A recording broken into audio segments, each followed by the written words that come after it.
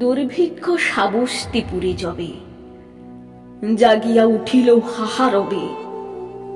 বুদ্ধ নিজ ভক্তগণে শুধালেন জনে জনে, ক্ষুদিতেরে অন্নদান সেবা তোমরা লইবে বলো কেবা? শুনি তাহা রত্নাকর শেঠ করিয়া রহিল মাথা হেঁট। কহিল সে করজুড়ি, ক্ষুধার্ত বিশাল পুরী, এর ক্ষুধা মিটাইব আমি? এমন ক্ষমতা নাই স্বামী।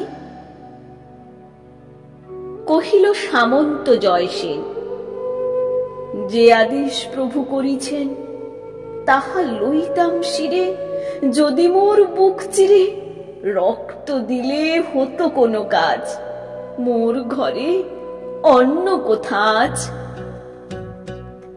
নিঃশ্বাসিয়া কহে ধর্মপাল, কি কব এমন দগ্ধ ভাল, আমার সোনার ক্ষেত শুষিছে অজন্মা প্রেত।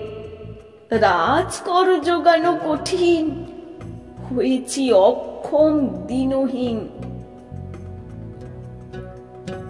রহে সবে মুখে মুখে চাহি, কাহারও উত্তর কিছু নাহি। নির্বাক সে সভা করে, ব্যথিত নগরী পরে। বুদ্ধের করুণ আখি দুটি, সন্ধ্যা তারা সমরহে ফুটি। তখন উঠিল ধীরে ধীরে, রক্ত ভাল লাজ নম্র শিরে। অনাথ পিণ্ডদ সুতা, বেদনায় অশ্রুপ্লুতা। বুদ্ধের চরণ রেণু লয়ে, মধুকণ্ঠে কহিল বিনয়ে,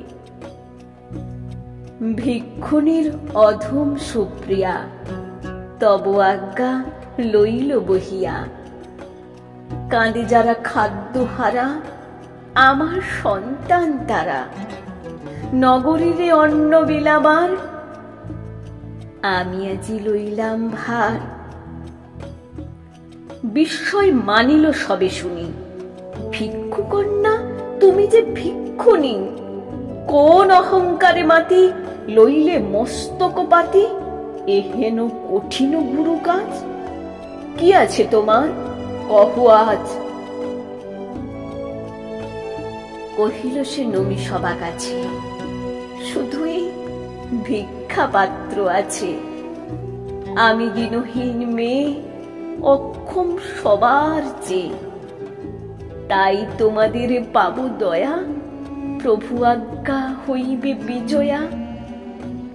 আমার ভাণ্ডার আছে ভরে, তোমা সবাকার ঘরে ঘরে।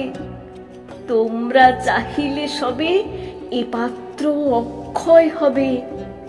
ভিক্ষা অন্নে বাঁচাবো বসুধা, মিটাইব দুর্ভিক্ষের ক্ষুধা।